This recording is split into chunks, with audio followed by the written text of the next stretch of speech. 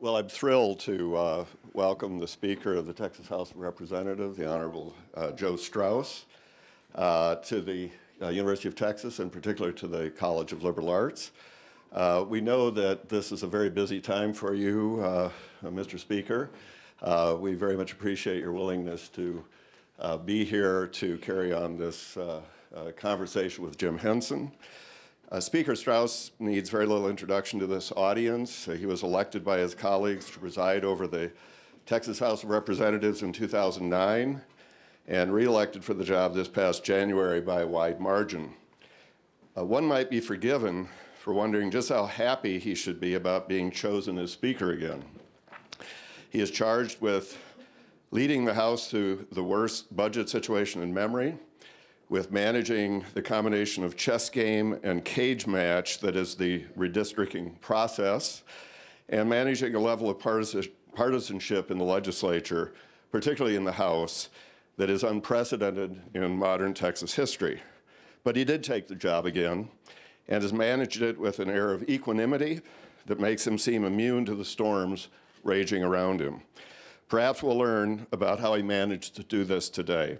Please join me in welcoming the Honorable Joe Straus. Thank you. Nice introduction. Thank you very much. Can we sit? Where do you want me? One chair over. Okay. Good afternoon. Well, thanks a lot for doing this. Sure, a pleasure. Glad to be out of the Capitol and get a little sunshine on the way over. Well, you're getting some sunshine now, but we really appreciate it. Randy mentioned your equanimity in a way, and I can't help but start by saying I was watching the final throes of the budget debate Sunday night, and you were on the dais.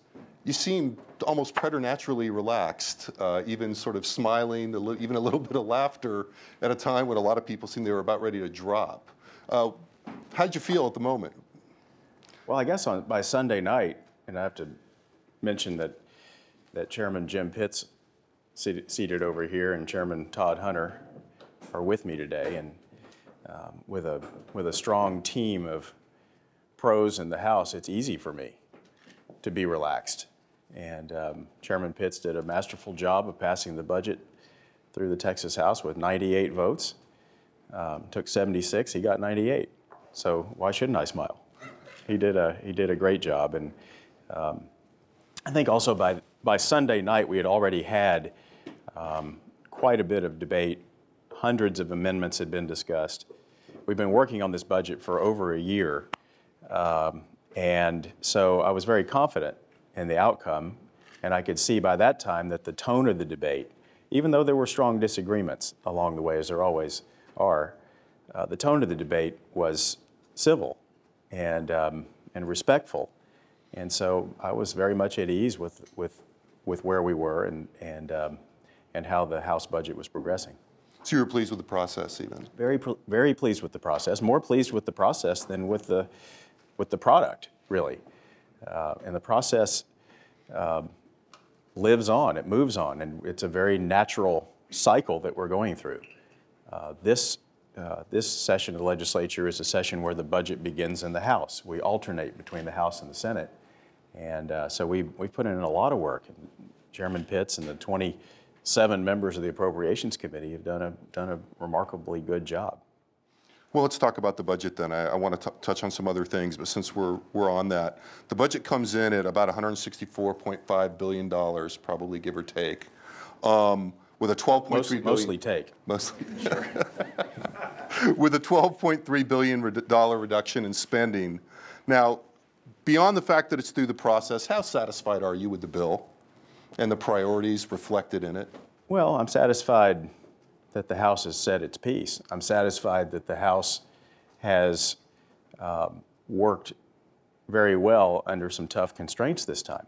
I mean, I don't think it's any mystery to the public that we're living under some difficult fiscal times. And over a year ago, before the election, when the House was only 76 to 74 in the partisan makeup,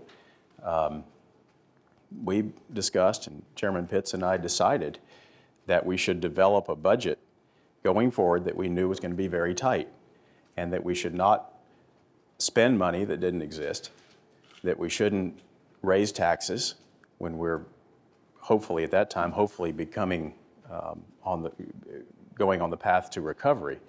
And so keeping our focus and keeping a very disciplined approach all through the way, that's what we produced, was a disciplined, no new taxes budget that spends only money that the comptroller says is available. Now, given that, there's an assumption that there's going to be at least a couple of other chapters to this, given what happens in the Senate. I want to get your reactions to a few of the ideas that are floating around in the Senate right now, and some of them are very fresh. I assume that you were watching the Twitter feed. I hear it on the way over here. There's key, you know, at the top level, key senators are talking about wanting to add about another $10 billion. Right? Pausing for laughter? Well, you know, is there a way to do this that's not DOA in the House? I don't know. I'm very open-minded to what they have in mind. We did our part, and we did it very well, in a very disciplined way. But if they have ideas that we should look at, I don't rule anything out before I see it. But I'm a little short on specifics over there. We've been very focused on getting our budget out, and that is part of the process. The initial part of the process is sending them a bill that they can work with. And there's a give and take from here to the end of the session. Chairman Ogden had a proposal that was floating in the papers this morning that would cap state spending on school property tax breaks that are used by localities to attract and incentivize business. Does that sound like something that would have traction in the House? I don't know. I have to see it. I'm sure there are a lot of ideas out there. There's some ideas in the House, too. Chairman Pitts has some ideas that were not for inclusion in this budget, but things that we've been through before when we've had tough budget cycles. So this House budget isn't the final document, but it was a very good, disciplined first step. You've used the term discipline a couple times. I mean, how much of that discipline do you think came from the structural presence or the structural effect of the freshmen, that many of whom ran on, you know, shall we say, fairly disciplined platforms? Well, let me repeat what I said earlier, which is this budget process was laid out by Chairman Pitts and myself way before the election occurred, when it was a very close partisan split. I mean, our principles haven't changed in the House. The conservative majority of the House was strengthened. So did it make it easier to pass a disciplined budget that didn't raise taxes? Yes. But did the strategy and did the approach that we decided on change? No, not at all.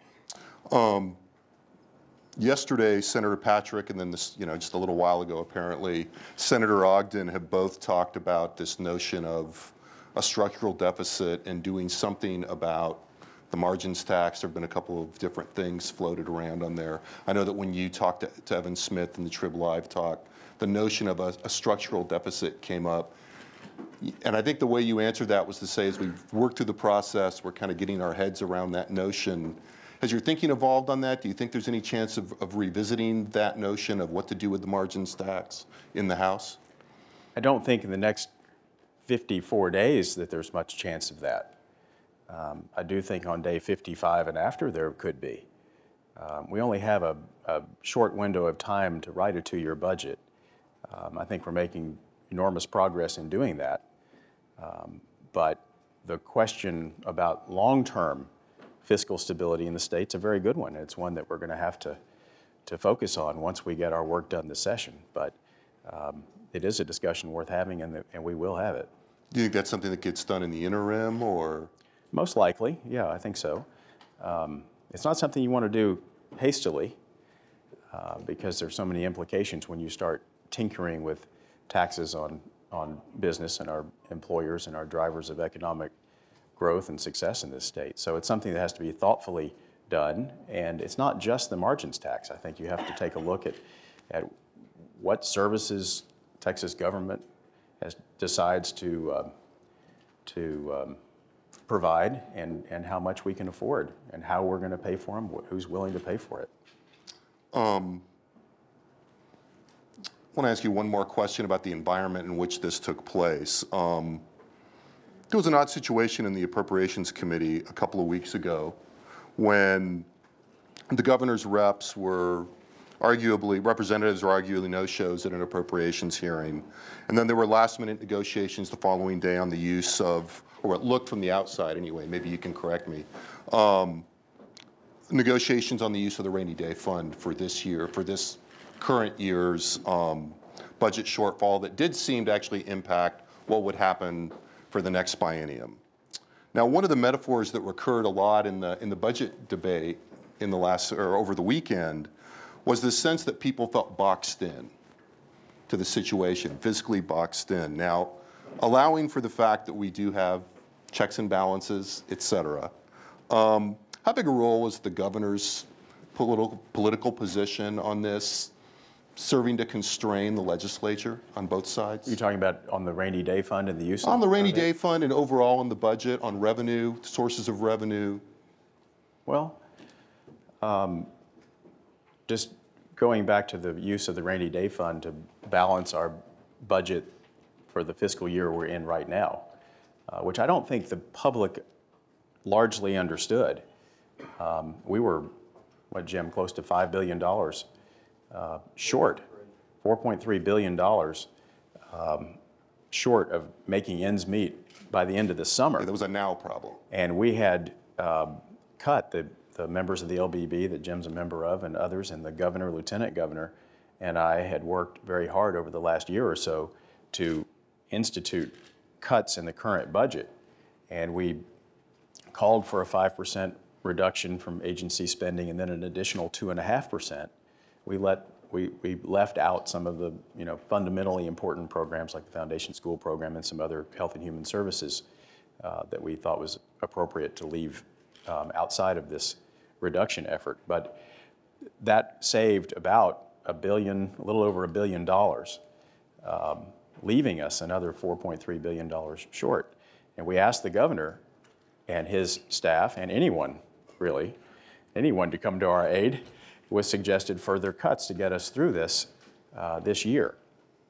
And when the governor's budget folks showed up, they came out and they laid out some cuts that totaled about $800 million, I think it was. I can't remember the exact number. It's close to that, I think. But they weren't new cuts. They were work that had already been done. And so there was very little in the way of additional cuts. And I think that once the governor understood that we had that much room to make up in this budget year, they took a more realistic view of spending some of the rainy day fund. I think it was about 1/3 of the rainy day fund to balance our budget this year to pay our obligations we had already incurred. This was not about a budget going forward.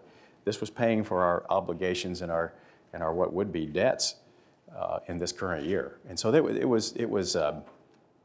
was managed very well, I think, by the House, and we got through that, and the House overwhelmingly, and House Bill 4 and House Bill 275, before we got to the House Bill 1, the budget for the next 2 years, I think balanced our budget using, I think in a responsible way, some of the rainy day fund to do that. And so do you think it's a dead letter going forward? The governor said he wouldn't sign a budget using more rainy day fund money, and I don't think the House is at this point open to it. But we'll see what it's really. The ball has now shifted over to the Senate, and it's not so much what will the House do. We don't have anything. We don't have anybody to negotiate with yet.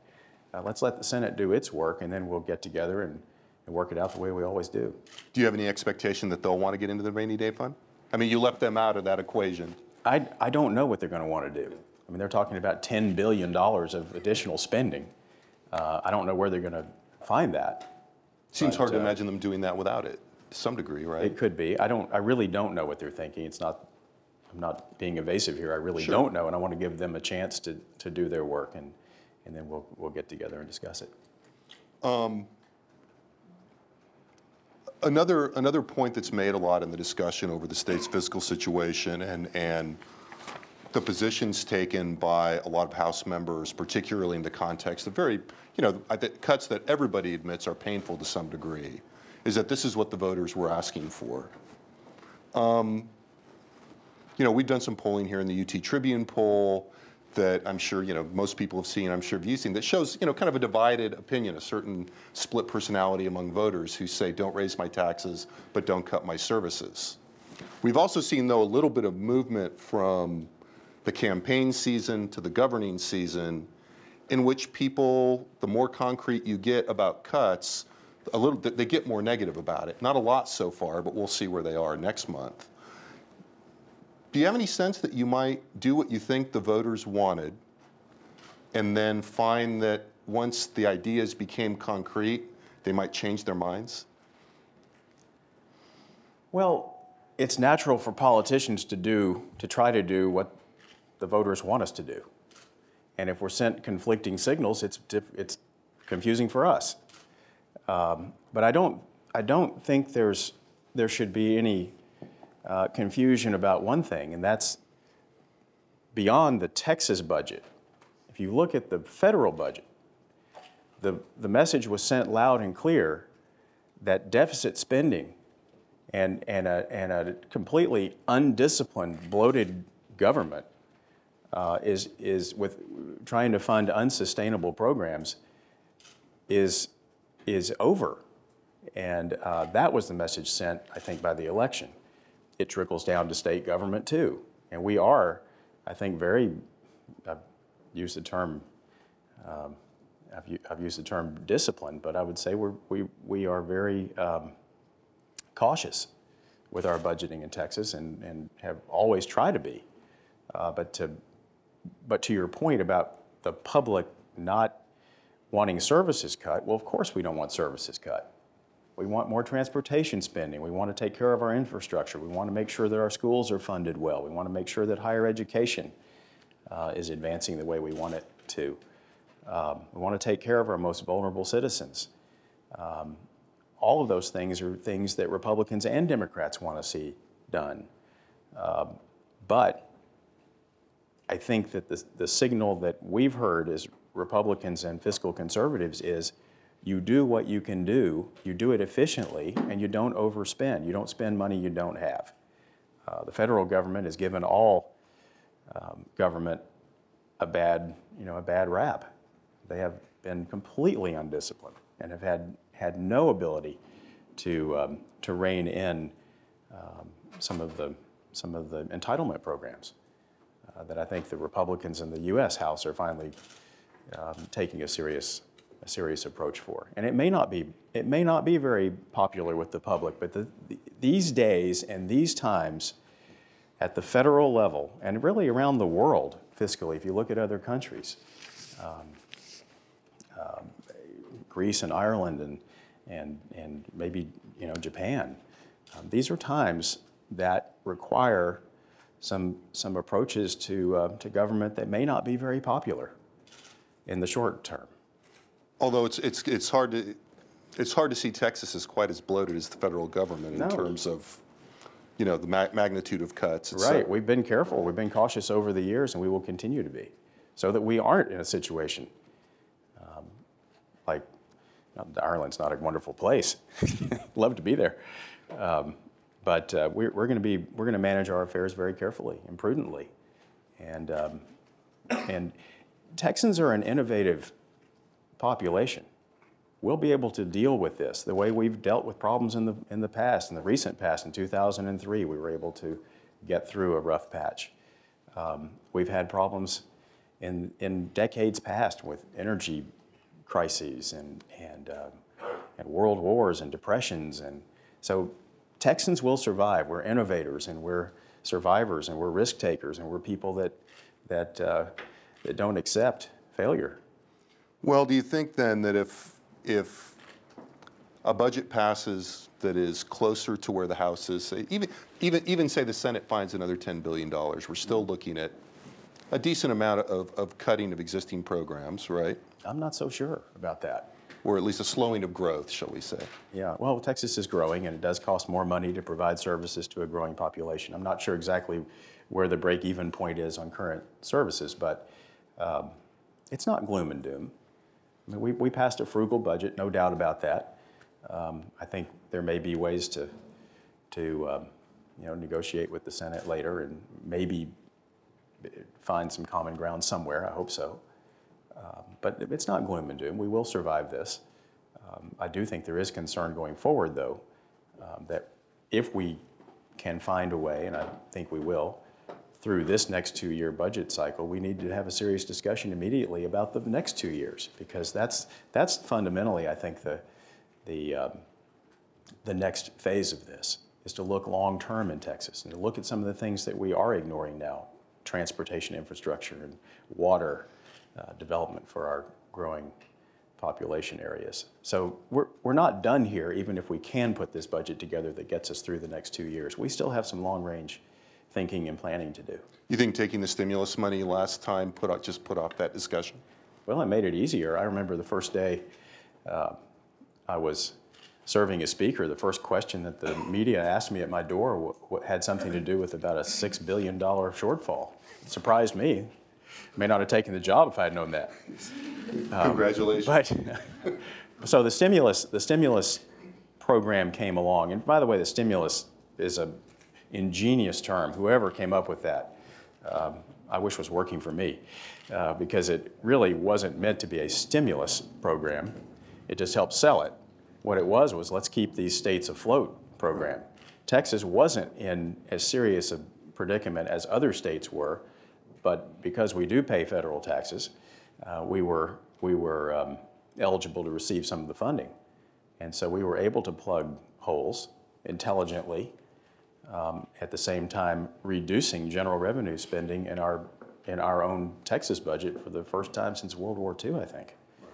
So I have fundamental problems with that stimulus program as a federal policy, but did it help us balance our budget last session? Yes, it did. Yeah, whatever you called it, it was $16 billion. Yeah. Right. Used, I think, mostly intelligently. Okay, well, I suspect we'll come back to the budget and Q&A a little bit more, and it's hard not to talk about it with Chairman Pitts here. But we should talk about higher education a little bit for obvious reasons.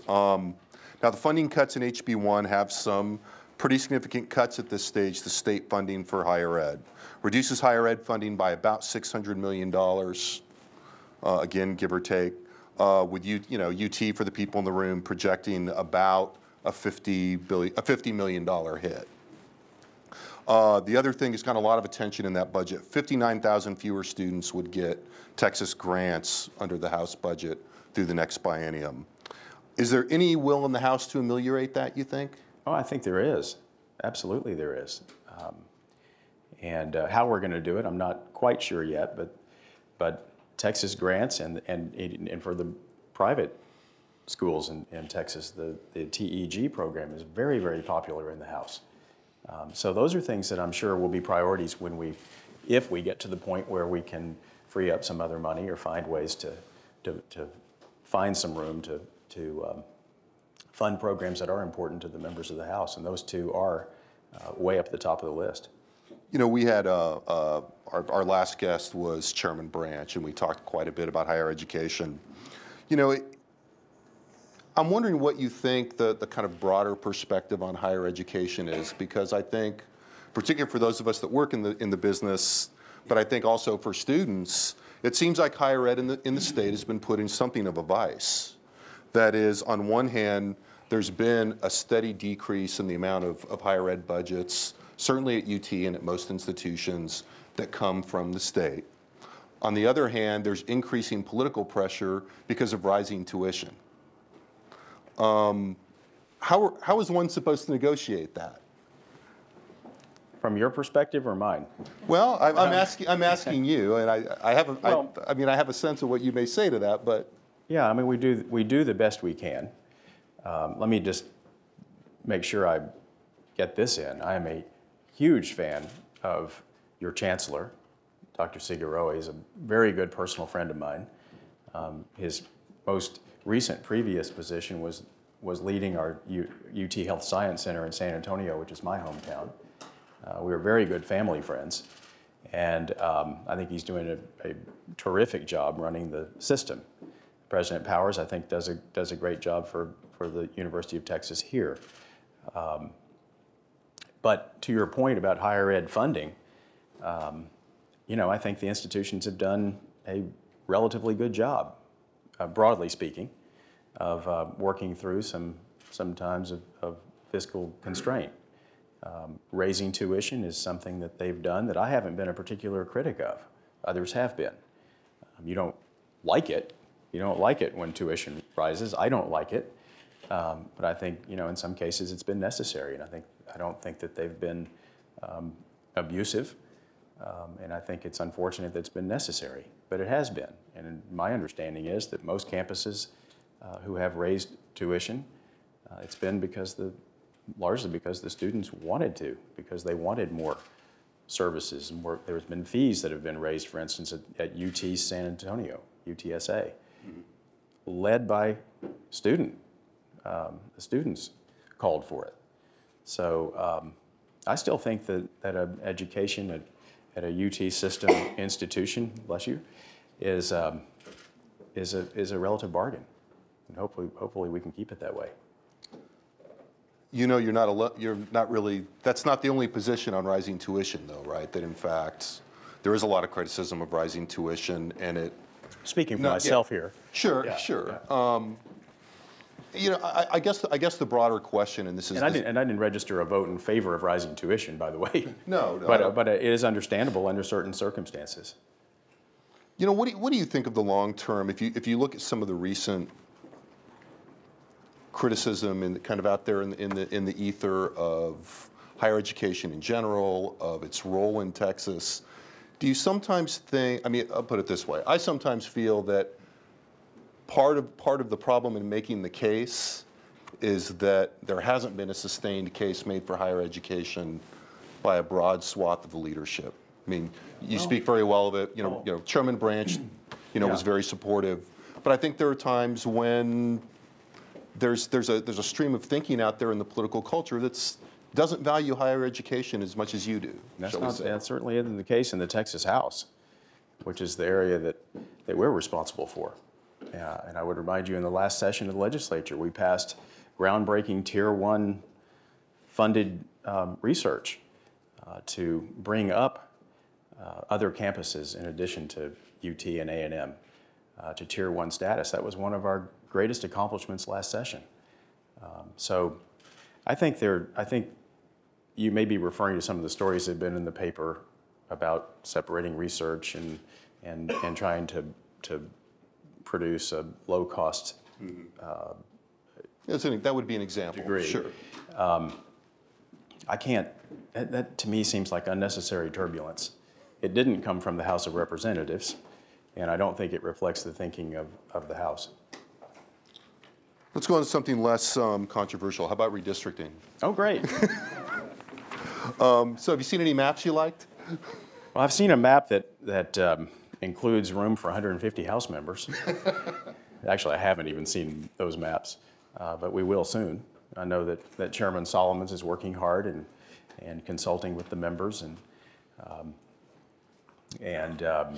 in the larger metropolitan areas like Bexar County, where I'm from, and Harris County, and Dallas County, and Travis County, I think the members have been working among themselves to try to come to a consensus in those areas. And in the rural areas, it gets a little tougher because of the changes in population and the results of the census. But we will work it out, and I feel at this point I feel pretty confident we'll get a map passed. What priorities guide you in the redistricting process? Fairness, adherence to the law, and try to be reflective of what how the voters have situated us, probably in that order. If not legal first. Well, legal one way or the other is going to come up, right? It will.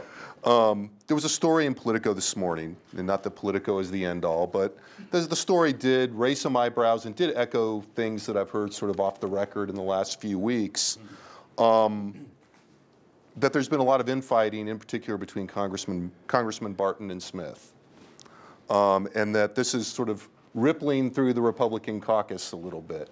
You picked up on that at all? Well, let me say this, I feel very qualified to make this comment, having been Lamar Smith's campaign manager in his first race for Congress in 1986, 85 and 86, when I was in my 20s. Seeing the word fighting and Lamar Smith in the same sentence just doesn't seem logical to me. So whether they have disagreements, maybe. We all have disagreements. But whether there's infighting, I can't really address that. But Lamar is a very, very capable politician. He's a very fine statesman. He's been a member of the United States House of Representatives now for 24 years. He's the chairman of the Judiciary Committee. So I am certain that he has the skill set to work through whatever the issues are. Do you think a map can be drawn with 4 new Republican congressional districts that will meet your legal criteria? I don't know why it couldn't be, sure. Okay. Have you made summer vacation plans? Well, no, but not because of my legislative calendar. Okay. Because our 2 daughters are of an age where they're making independent plans, and so it makes it very difficult for the 4 Strauses to coordinate schedules, but we will. I really hope I'm not in Austin too much. I think there's a lot of people that share that. Yeah. Not about you, but don't want to be here either. You know, go back to redistricting for a beat. I let you off the hook on the I asked you too easy a question on the 4th seat. No, I just gave you an easy answer. The question wasn't easy. How hard is this going to be? I think it's probably always always hard. hard, It's but- always hard. Texas is growing a lot. That's why we have these 4 new seats. I would suggest to you that it's probably easier because we're growing. If we were constricting, I think it would be hard. The conventional wisdom, and the conventional wisdom is often wrong, that in some Always ways, wrong. in some ways, Republican success in the last election, in the state level elections, actually made redistricting a lot harder for y'all in terms of preserving your Republican majority, the magnitude of your Republican majority, and protecting all of your incumbents in the process. Now, you didn't say protecting incumbents was one of your criteria, but Well, it often is a consideration. oh, sure it is. Of course it is. I'm not sure exactly what the question was, but is it more difficult yeah. because we elected more Republicans? Yeah, absolutely. It could be, but again, I think it's more a matter of population shifts than it is how many Republicans or Democrats were elected. I want to open it for Q&A in a minute here, but I want to wind up on a kind of more general question. You've had a somewhat unusual speakership, and I don't mean that as I mean, it's, you know, you were elected in what was essentially a pretty unusual, the product of what, you know, some would call kind of a rebellion against the seated speaker.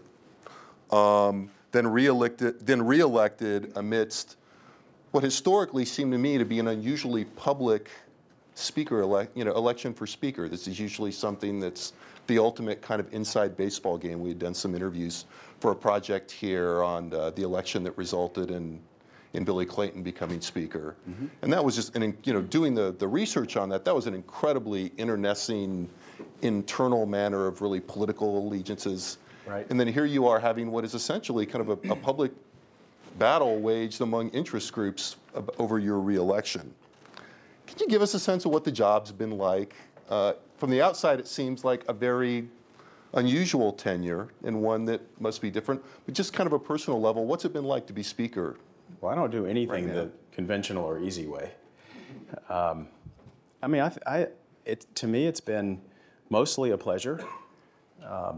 What I've tried to do is to ensure a fair process in the House, to treat members, whether they be Democrats or Republicans, fairly and the same, and to try to build in the House a sense of of collegiality, we can disagree. I mean, obviously we disagree.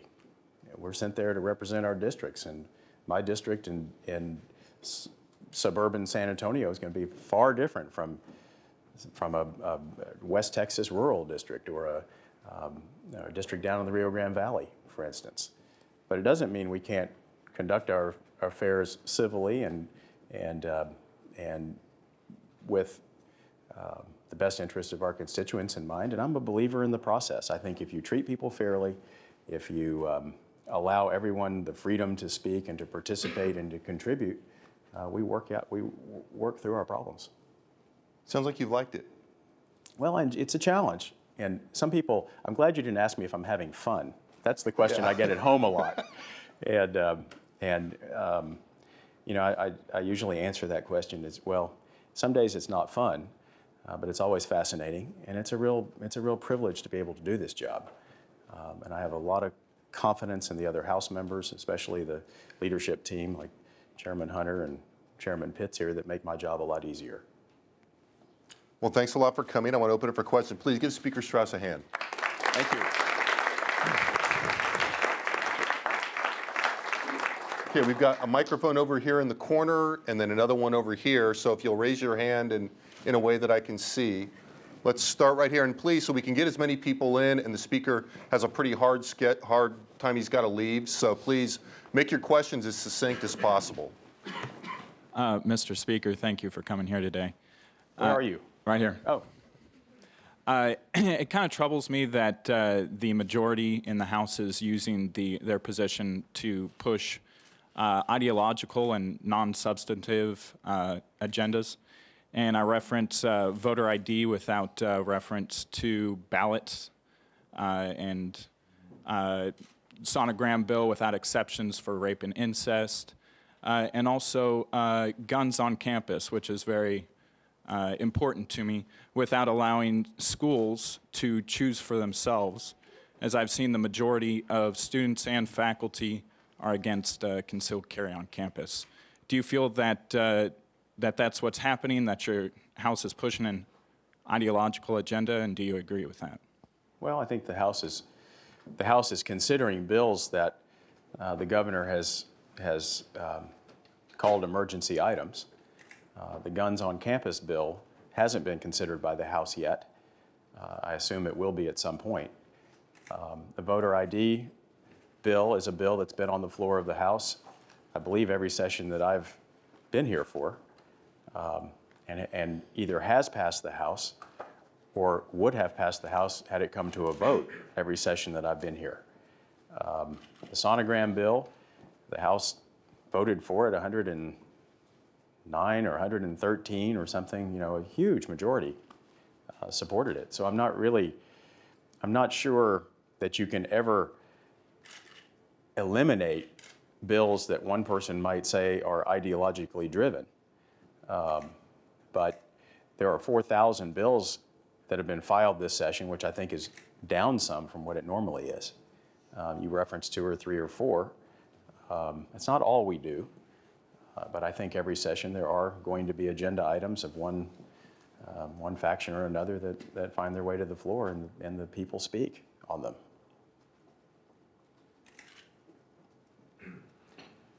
May I just address just one more comment about the guns on campus thing? How many people in the room would support a campus carry bill? Not very many. Yeah, you guys don't. You members of the House don't get to vote today. You'll have your chance. Thank you for coming to speak to us today, Mr. Speaker. Now, I have a question. What lessons have you and your colleagues learned since the 2003 redistricting crisis? What lessons have we learned? Yeah, what lessons have you learned heading into this new redistricting round? Well, I wasn't here in 2003, so I'm not sure that I can address that question. But in the 2011 redistricting, I think that we've done a very good job. Chairman Hunter over here, during the interim, led that redistricting hearing process and traveled all over the state, gathered input from every portion of the state, and I think has done a very thorough job. And now Chairman Solomon, since we've been in session with the serious map drawing since the census was provided, I think has done a really good job. So I don't look back at 2003 and I wasn't here, but I don't really think of it in terms of how are we going to do it differently than we did in 2003. I think of it in terms of what are we going to do in 2011 that draws a fair map that reflects the population of Texas and the expression from last November, and does it in a fair and legal way. Over here. Anybody here from San Antonio? You had a few. Is there a Dan here? Last name Dan? My daughter said that her friend was going to be here. Never mind. Maybe you skipped class. Sorry. Well, it seems like we've cut. It seems like we've cut like what we can cut, and we're getting into like a painful area where, you know, you're going to cut jobs and stuff that you don't want to. Have we gotten to the point where we're going to start looking at sources of revenue that we may have not looked at in the past, like gambling or kind of things that have social costs associated with them that we might not have looked at in the past? Well, I think in the next 54 days, we're going to look at balancing our budget without accessing new revenue that are in the tax column. And on the gambling issue, I have a particular issue there. My family's been involved in horse racing and breeding and the racing industry for 80 years. And because of that personal involvement, I've recused myself from anything concerning gaming as it relates to at least racetracks. And so I don't even have conversations with people about it. Whether it's considered by the House or not, I doubt it. But we'll see. I mean, at some point, at some later date, maybe. But I don't see it in the near term. And I think the Lieutenant Governor has spoken, and Senator Duncan have spoken about that issue recently.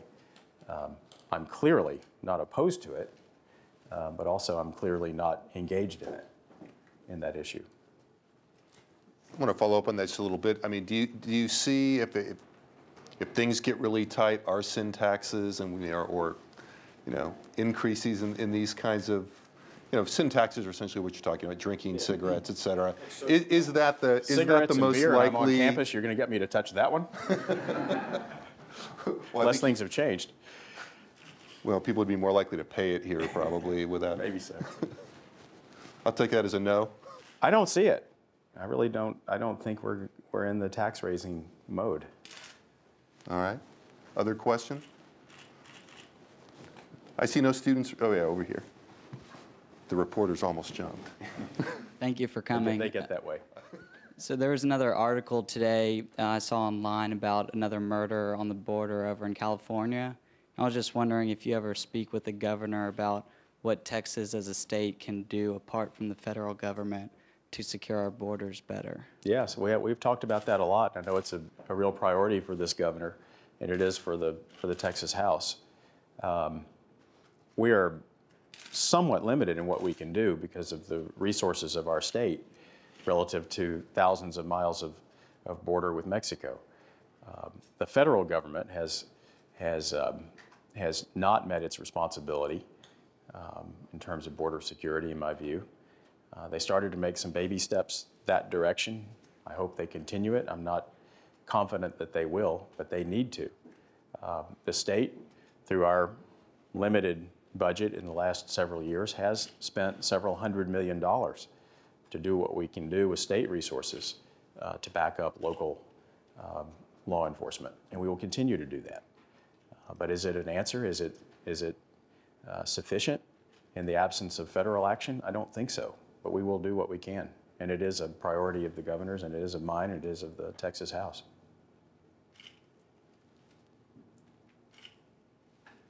Over here. There were a lot of amendments passed to HB1, and I was wondering if there were any that stuck out to you as, I guess, what you think would be the best amendment and the worst amendment, as far as, I guess. Well, I'm not, they don't elect me to say what's the best and the worst. That's dangerous territory for me, but I will pick one that, that caught my attention, and that was the amendment to shift money away from the Texas Commission for the Arts to another area of the budget. And that was an interesting one because so many members of the House failed to register a vote that amendment actually was adopted, even though there was, I don't think, even close to a majority of the House that voted for it. I happen to be a passionate supporter of the arts and believe in the value of supporting the arts and the humanities and remembering our culture and our history in Texas that is unique. So that was one that I did not find to be terribly distinguished. But it was the will of those members of the House who decided to vote. So I'm not critical of the process, but that's one that, had I been voting, I would not have supported that. That was also one of the more closely divided of the amendment votes, right?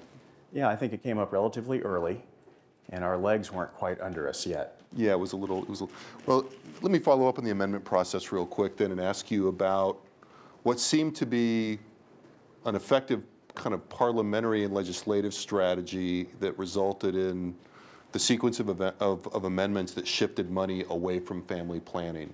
That was something else that came out of the Senate, I think today or yesterday, a couple of members of the Senate saying that they would be looking to kind of strip that out of the Senate version of the budget bill. Did you think that was a good idea? Did you think the family planning, the shift out of family planning was a good substantive policy idea? My focus and my goal was to make sure that we passed a budget that didn't spend money we didn't have. We decided what that number was. We passed a calendar rule to make sure that we didn't exceed that limit. Now, the priorities of the House in terms of how to spend those limited resources was really up to the body. So I didn't weigh in on that particularly or any other issue. I mean, I just gave you my personal opinion about the arts and some other things, but we'll work it out. And this isn't a new debate. This isn't unfamiliar territory for us, and we'll work it out in due time. It seemed like that was fairly strategized by somebody, though. I mean, it was not a random number of amendments. If Senators Nelson and Duell, I think, are prevail in stripping that out of the Senate, out of the Senate version, is that something you think will be a deal breaker? You know, as I said, this isn't the first time that issue has come up, and we've been able to agree to budgets in the past, and I'm sure we will this time.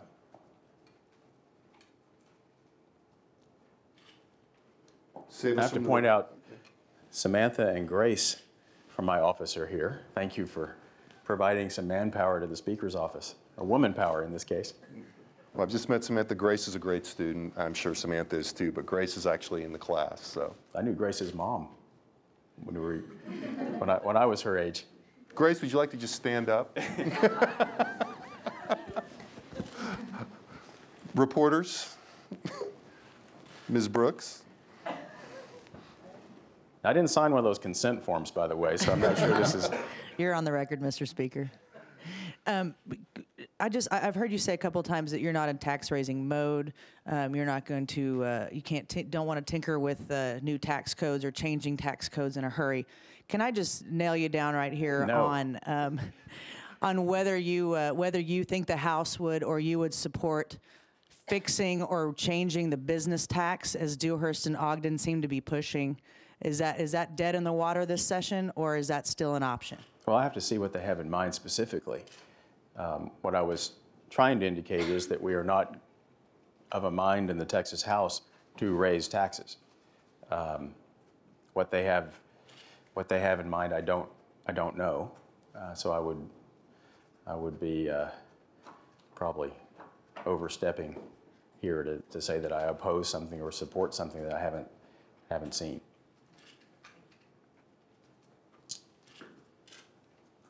Mr. Root? I'd just like to follow up, Mr. Speaker, on what Karen was asking. As you know, House tax bills have to start in the House. Harvey Hildebrand, the chairman of the Ways and Means Committee, has said he didn't see a tax bill coming out of his committee.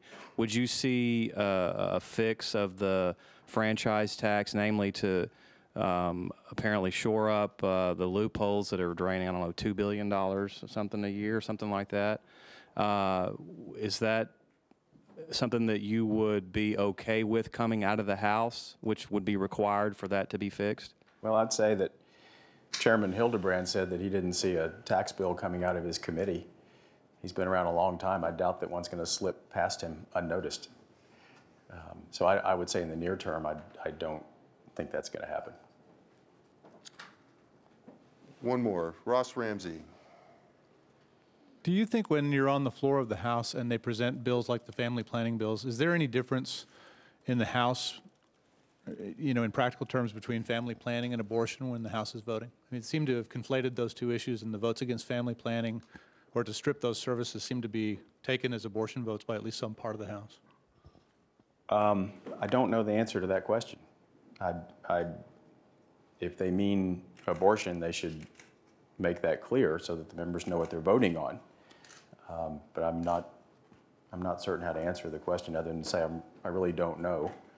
And if they mean abortion, they should say that. And some of them probably did.